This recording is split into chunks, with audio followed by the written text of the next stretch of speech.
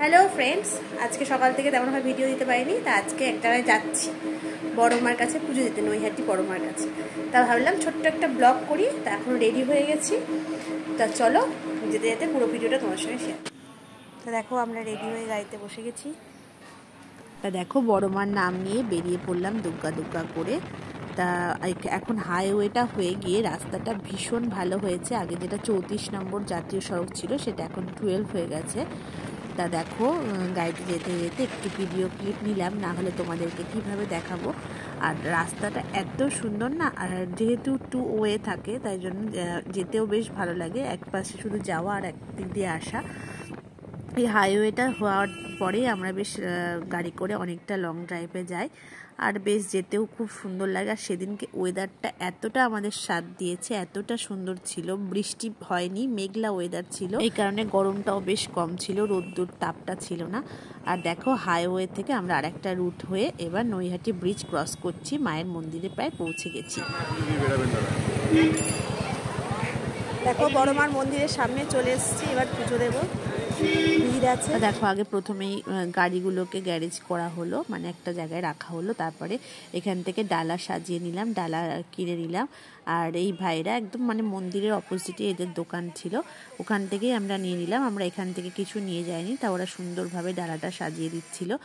এখানে আলতা, সিঁদুর, ধূপ, মোমবাতি, প্রসাদ মানে সন্দেশ, প্যাড়া আর একটা করে জবা ফুলের মালা আর এরকম একটা চেলি কাপড় দিচ্ছিল, বেশ সুন্দর লাগছিল। তা দেখো এবার আস্তে আস্তে মায়ের মন্দিরের দিকে যাচ্ছি। বেশ গাটা কিন্তু বেশ কেমন ছমছম করছে, মায়ের কাছে যাচ্ছি, খুব এক্সাইটমেন্টও কাজ করছে। আর একটা কেমন যেন অন্য ধরনের ফিলিংস, বলে বোঝাতে পারবো না। অনেক দিন ধরে আসবো আসবো ভাবছিলাম, তা আসা হচ্ছিল না। তা দেখো এই মন্দিরের ভেতরে প্রবেশ করলাম। আর সত্যি কথা বলতে সেদিনকে না ভিড়টাও খুব বেশি ছিল না, একটু অল্প ভিড়ই ছিল, তাই ভালোভাবে পুজো দিতে পেরেছি, মাকে মন দিয়ে ডাকতে পেরেছি। আর দেখো এই সামনে যেটুকুনি ভিড় ছিল সেইটুকুনি, আর গিয়ে খুব সুন্দরভাবে শান্তি করে পুজো দিয়েছি। আর খুব তাড়াতাড়ি হয়ে গেছিলো, খুব একটা ভিড় না থাকার জন্য। আর খুব তাড়াতাড়িভাবে পুজো দিয়ে আমরা আবার বেরিয়েও পড়তে পেরেছি, আর শান্তি করে মাকে নিজের মনস্কামনা সব জানিয়েছি। তোমরাও যারা যারা যেতে পারোনি, মন দিয়ে ঠাকুরকে ডাকো, তোমরাও একদিন যেতে পারবে। তা দেখো তারপর এসে যে বাইরে আসার পরে যে চেলি কাপড়টা দিয়েছিল না, এটা এখানে অনেকে বাঁধছিল নিজস্ব মনস্কামনা পূর্ণ হওয়ার জন্য। তা সবাই বেঁধেছে দেখে আমিও একটু বাঁধলাম।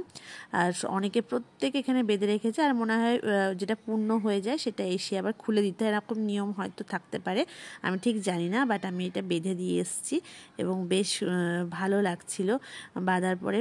একটা অন্যরকম ফিলিংস, এগুলো তো আর বলে বোঝানো যায় না কেমন লাগছিল না লাগছিল। তা মায়ের কাছে গেলাম, আর এত তাড়াতাড়ি যে সব কিছু হয়ে যাবে ভাবতে পারি না। আমি ভেবেছিলাম যে ভীষণ ভিড় হয়, সবাই বলে অনেকক্ষণ টাইম লাগে। তার সেদিনকে এতটাও ভিড় ছিল না যে অনেক সময় লাগবে, অল্প সময় আমরা ওয়েট করি মাকে পুজো দিয়ে আবার দেখো বেরিয়ে পড়লাম। আর ওখান থেকে গঙ্গার ঘাট সামান্য একদম একটুখানি, অনেকে ভিডিওটা দেখেছো যে বড় যে মূর্তিটা হয় সেটা এইখানে ভাসান দেওয়া হয়।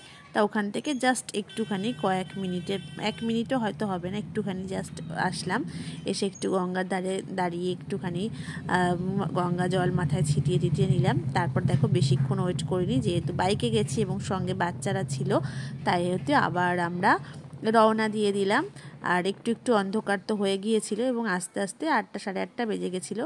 আর যেহেতু রাস্তা খুবই সুন্দর, যেতে আসতে কোনোটাই খুব একটা প্রবলেম হয় না। তা ভালোভাবে মাকে পুজো দিয়ে আবার বাড়ি চলে আসছি। তা তোমরা কে কে গেছো নৈহাটি মায়ের কাছে সেটা জানিও। আমি আর একবারও গেছি নৈহাটি মায়ের কাছে, সেটা হচ্ছে যখন মূর্তি পুজো হয় বড় করে, সেখানেও আমি একবার কালী পুজোর সময় গেছি। দেখো শেষে কিছু ছবি ছিল সেদিনে, তার সেগুলো পোস্ট করলাম। আর আমরা গিয়েছিলাম 6 জন মিলে, আমার যা আর আমার দেওর আর দেওরের ছেলে, আর আমরা হাজব্যান্ড ওয়াইফ আর আমার ছেলে। পুচকিটাকে দেখছো, এটা আমার দেওরের ছেলে।